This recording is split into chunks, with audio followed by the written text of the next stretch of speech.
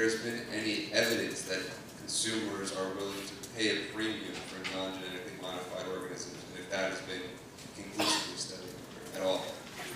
There is a, I don't have the numbers off the top of my head, I apologize, but there is a GMO-free certification organization that is called Non-GMO Project. Thank you. And there are now growing sales of food that's been certified as GMO-free. So it's been a way that some branded food companies, Eaton is one that comes to mind, that where they are enhancing their value proposition to consumers by providing by being part of a certification program that provides a guarantee to consumers that there are no GE ingredients in their food. So clearly, it's a small niche, but it's a growing niche of food manufacturers who figured out that for all the whole panoply of reasons we talked about, health reasons, the lack of faith in FDA's regulatory process, religious objections, environmental objections, there are now more and more options for people who are looking for GMO-free. Of course, in order to get the organic certification, you also have to be GMO-free, and that's another way that consumers are choosing, in some cases, to avoid having GE ingredients. So for the reasons that Scott just mentioned, yes, people are willing to pay. And you want to know, so why is that food more expensive? That was behind the economic study that supported us in California. Because if you have, conventional agriculture is biotech. So if you are going to have non-GM supplies, all those supplies have to be identity preserved from farm, actually from seed to farm, to distribution, to processor, to the grocery store.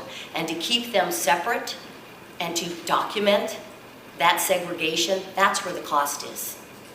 It's not the label on a package, it's what backs up the label, the validity of the label on a package. But you're making two assumptions. One is that food that's certified as GMO-free costs more, which isn't necessarily the case. And you can go to the Safeway right now and check it out for yourself. And secondly, you're assuming that just because people want to know means that they'll deselect.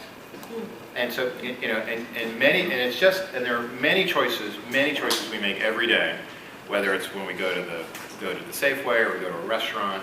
Just because we want to know and we want to make an educated decision doesn't mean we're always going to make a certain decision. That's correct.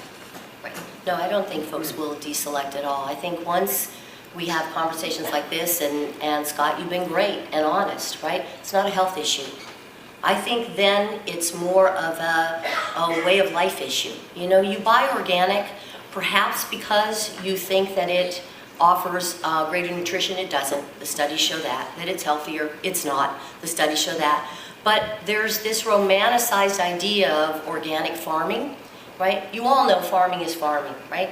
Organic farmers, conventional farmers, they all use pesticides. They all use herbicides. They're all on tractors, unless it's small parcels. But it is the type of input, we call those inputs. It's the type of input that is different. But we use pesticides. The folks in organic farming use biologic pesticides, right? So nicotine, rotenone, things like that, right? They're killers, but they're natural. In conventional farming, we use pesticides. They're killers. They're meant to kill bugs, but they're synthetic. So the difference between the production systems, I'm hoping, is the reason folks will choose organic or choose conventional food. There's not a health issue or a nutrition difference. Dr. Enright, I had a question for you specifically. Could you talk a little bit about how these new technologies are regulated? Just, I guess, if there's no, if it's not unsafe, then what studies are being done to show that, and how is that being demonstrated? Sure, I'd be happy to. So in the United States, genetic engineering, that breeding technique is regulated. The other ones are not. So chemical mutagenesis, not regulated. Irradiation, not regulated. Wide cross is not regulated. Because essentially, if a problem is introduced, the product of that breeding doesn't survive, right? So that's been our standard, if you will, for centuries. But with genetic engineering, The regulation is USDA. It is to ensure that a plant pest is not being introduced with the new trait being introduced. Environmental, they do under NEPA, the National Environmental Policy Act, an environmental analysis is done to make sure that there's not going to be a harm to a non-target organism, something like that, that the biodiversity, the environment's not going to be harmed. If the product is insect resistant, then EPA looks at it to make sure that there are no concerns. And then FDA, the consultation, all products on the market have gone through consultation with FDA. That is a voluntary consultation. And it's a voluntary consultation because FDA has said that the proteins that are being produced, the DNA that is new, maybe new to the organism, we've seen it before. We're seeing it in our life anyway. And so they regard those as generally regarded as safe, as GRAS. And so the GRAS consultation is a voluntary consultation. So all the toxicology is looked for, allergenicity, all the things that one would study or one would have questions about is all looked for. And the data is presented to FDA and they go through it and assess it. No different than any other industry that's regulated. All data is generated by industry that is put forth to FDA. Pharmaceuticals, for example, veterinary medicine products, whatever.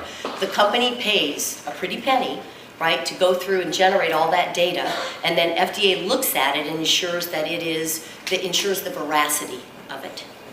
And that's why people who are concerned about health effects often point to the fact that it's a voluntary notification system, not an FDA, not a review system that relies on government science.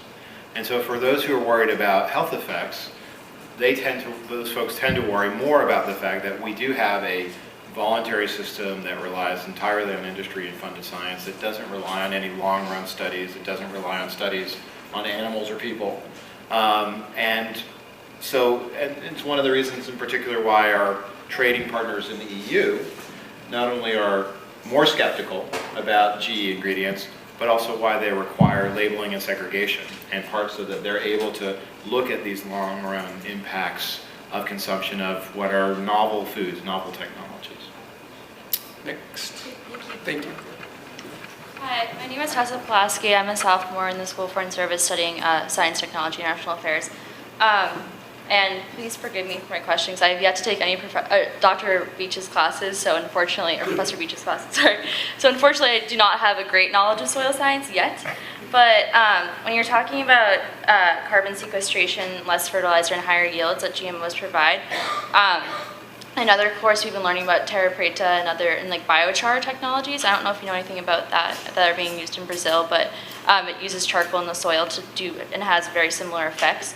So I was wondering if there is research being done by industry about other techniques that maybe meet more like of the issues with agroecological concerns. But I was wondering what the research that's being done is. I keep going to the burnt shorted out one.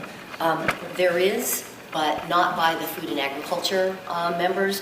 Genetic engineering is used in dozens of industries, including forestry and environmental management, healthcare, obviously. And so there is, but I'm sorry, I'm not aware of what they're doing and what it's all about. I could tell you a lot about that, but it's off topic a little bit. So I think I'll leave that one. Although it does bring up the question further that was part of this before is, should GMOs really be consistent with organic agriculture, sustainable agriculture? Should we think of it that way? And certainly we have different views of that, and that's part of this. There's lots of research done. Cornell is the place to look at that. Thank you so much. So I would just say on sustainability that genetic engineering is just one tool that we need. We need everything, right? I'm going to look up what you just talked about when I get back to my office tonight. We are not saying that only one technology is going to provide us a way to feed 9 billion people in 2050 without slashing, and burning all the remaining rainforests and threatened habitat. We're not saying that, but that's what we need, right? We're going to have to produce 100% more food, to feed 9 billion people on less land, less water. We've got climate change pressures, and we need to be more sustainable with regard to pesticides, herbicides, runoff, and all of that. So genetic engineering has demonstrated that it is a tool in that challenge, but we think every tool needs to be considered, because we're going to need all comers in order to be able to enable the population increase and the food supply lines to cross. And one of the reasons genetic engineering is so exciting to me is because all the technologies heretofore, the goal in breeding, and I'm talking about breeding technologies, is about 1% to 1.5% increase in yield every year, right? That's the goal, so that you create new seed and farmers are increasing their yields about 1% to 1.5%. If we continue in that path, the lines won't cross. The population, the food supply line doesn't cross. We have to have technologies that enable us to make multi-year gains, 3%, 5%, 7%, 15%. Only genetic engineering so far has been able to give us that. Thank you. You're welcome. Scott, anything? Well, I was just going to say that, and you can go ahead. You really, one mistake that people make when we talk about the subject of genetic engineering is to, and especially labeling, is to sort of mix it up with broader questions of how we feed 9 billion people. And because the simple question is really, do consumers have the right to know what's in their food? And whether or not they have that right will have no effect whatsoever on whether or not we have GE technology as part of a broader suite of steps that we need to take to feed not only 9 billion people, but 9 billion people that includes about 3 billion people who eat like us. And so, and I'm always find it amusing to hear folks who are the staunchest advocates for GE labeling to also be the folks who are the staunchest advocates for diverting more and more of our food and feed into our fuel supplies in the form of ethanol. And so I think, I'm not going to put Cathleen on the spot because that's not her problem.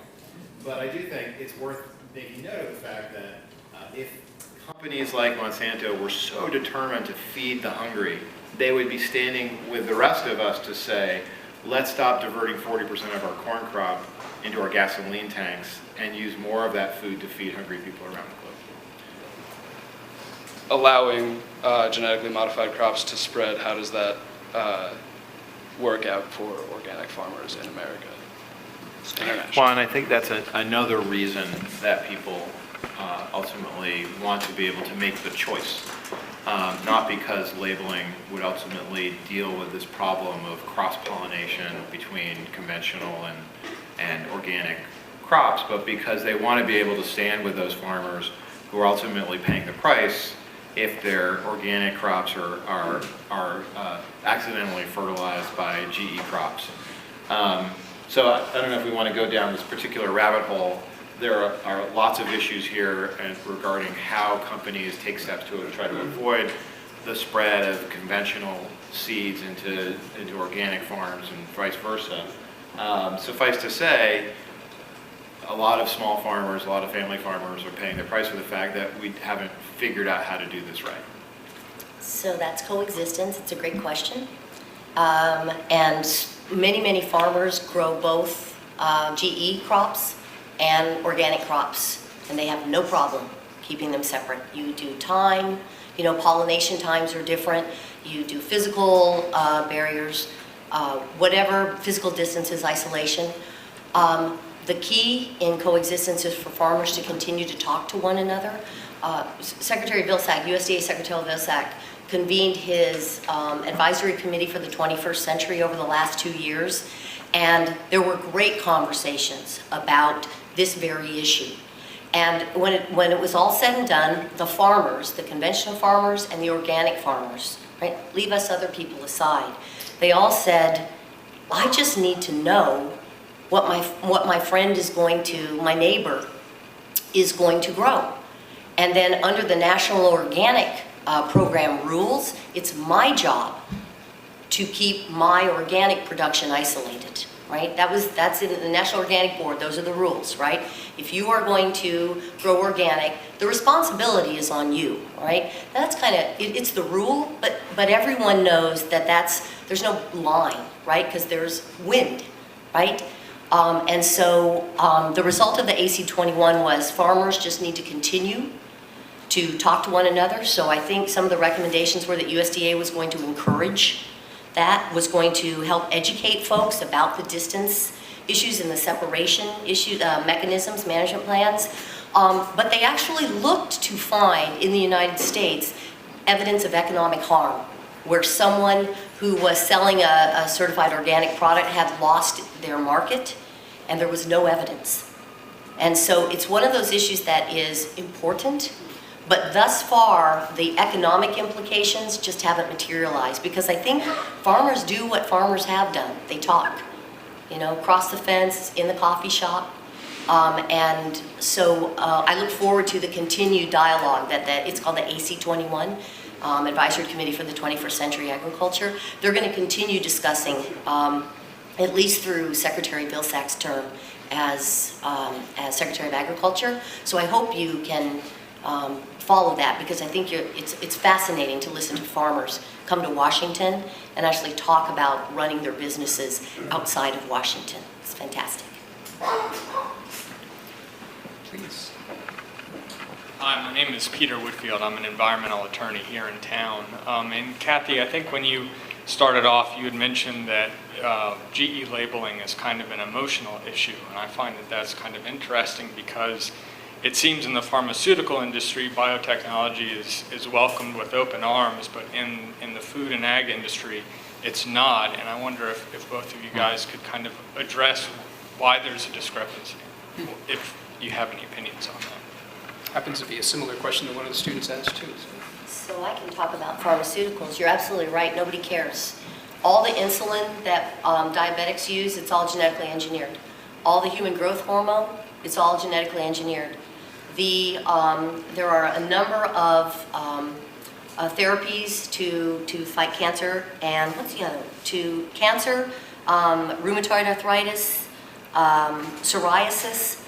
They're all monoclonal antibodies, genetically engineered, to help patients deal with these issues, right? So this is stuff that you're swallowing, injecting, in intravenous application, and we don't care, because, well, it's a therapy and it's going to help us, I think, or it's designed to help us.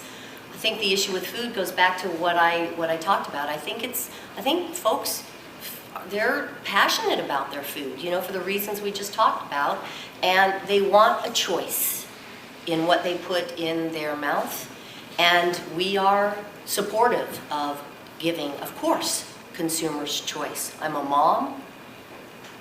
I have talked with my daughter, University of Colorado Boulder. We talked about this. Very unfriendly place to GMOs.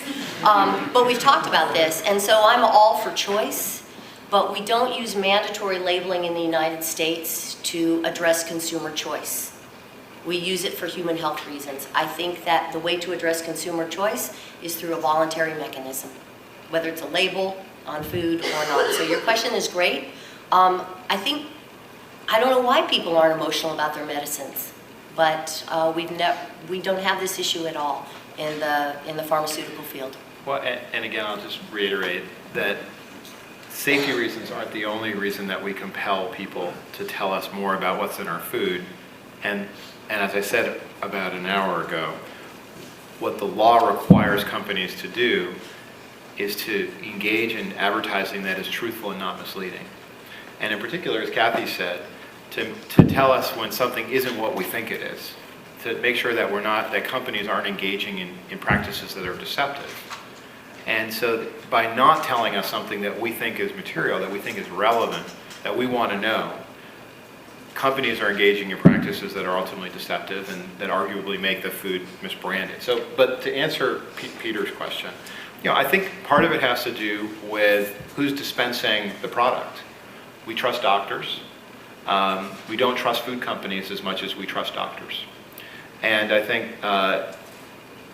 that there are a lot of reasons for that. There are lots of unfortunate examples of companies engaging in deceptive practices in recent years, claiming that breakfast cereals contain antioxidants, or that breakfast cereals targeted to kids help improve attention or address ADHD. And there's a laundry list of, unfortunately, of sort of FTC and FDA enforcement activity that's designed to prevent food companies from making claims that are deceptive. And I think that's one of the reasons that people are more skeptical about what they're hearing from food companies. It's one of the reasons they want to know more about what's in their food, who made their food, where their food came from. And they tend not to wonder whether or not their doctor is selling them something that is unhealthy or unsafe, or maybe they should have more say over. I'm informed that we have time for one more question. I'm sorry for the people on the line there, many of whom are my students. We're going to have to take this up in classes and afterwards, but please, last question. Hi, my name is Charlotte Cherry. I'm a freshman in SFS and want to study STIA. And I just wondered if you could talk a little bit about the potential impacts of the GMOs on farming, as far as when the technology is patented, and whether, like, how that affects how farmers are able to continue producing their food. Oh gosh, Bowman. All yours. So I don't know if you're familiar with the Bowman versus Monsanto case, but that's probably where your question is coming from. So what the seed companies do, they spend, I don't know, what is it, $130 million bringing a seed product to market. About 35 million of that is the regulatory process. So the vast majority is just research and development, just like pharmaceuticals. And so in order to recoup some of that investment, they enter into, with either seed sellers or farmers, seed companies, or farmers themselves, technology agreements, where they agree to provide a percentage of the profit that the farmer has made back to the company. And I think the adoption of genetic engineered crops across the world, we've got 18 million farmers now, 28 countries, United States, and across the world, the increase is almost double digit every year. That entering into that technology, that license agreement, has not been a limiting factor. I'm sure they would rather not have to give some of their profit back to the seed company, but they know that they are making a profit with the planting of genetically modified seeds. And so the system seems to be working. It's an issue of patents and innovation, right? If you don't provide protection, proprietary, allow people to protect proprietary information for 20 years, right? That's the patent limit in the United States, right? Then the innovation suffers. With Bowman versus Monsanto, it's a fascinating case. So Vernon Bowman, 75-year-old farmer from Indiana, grew soybeans, and he bought them from Monsanto in the first season, all right, the spring planting. And he signed a license agreement, fully compliance with exactly what he was going to do. But sometimes farmers want a second planting, right? But the weather is pretty iffy, right? You can invest and your crop can be destroyed because now you're getting into late fall and the weather is really unpredictable. And so what Farmer Bowman did, and he admits that he did it, is he'd take his first harvest, he'd take it to the grain elevator, and all his neighbors were growing herbicide-tolerant soybeans in this case, and then he'd go around back and buy the soybeans that he just sold and buy them back to use as seed. The licensing agreement says, you can't do that. So he did it for years, and he told Monsanto he was doing it, and Monsanto said, please don't do this. It's a violation of the licensing agreement. And so Monsanto eventually took him to court, and the two lower courts ruled for Monsanto.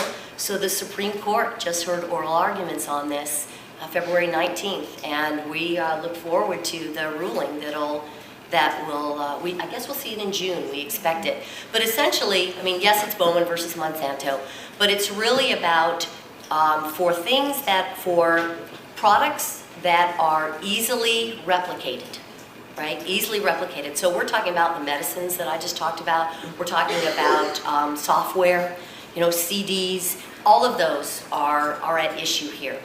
Can you make multiple copies? And that's what Farmer Vernon was doing, right? He was making multiple copies of a patented seed. So we'll see what the court rules. It will have an impact if the ruling is for Vernon Bowman.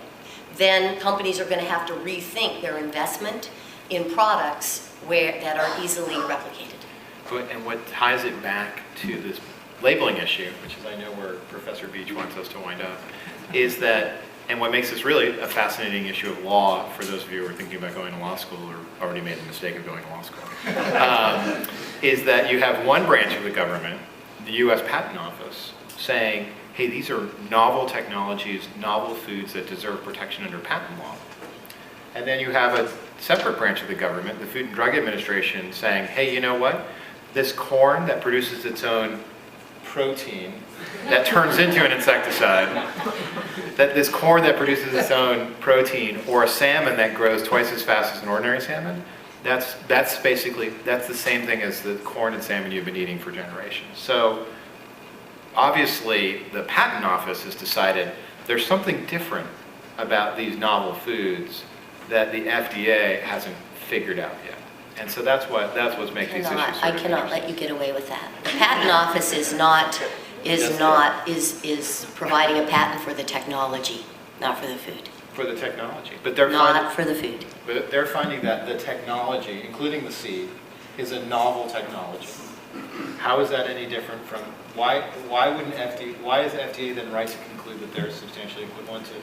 Because nutritionally and compositionally, it's the same. Except when, and we'll let you go. Except when a salmon produces less of the nutritional benefits as a farm-raised or wild salmon. Well, this has been a fantastic panel.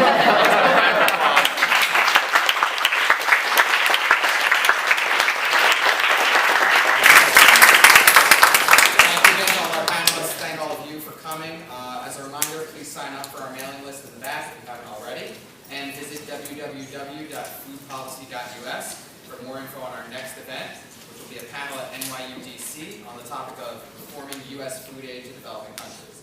Thank you and have a great day.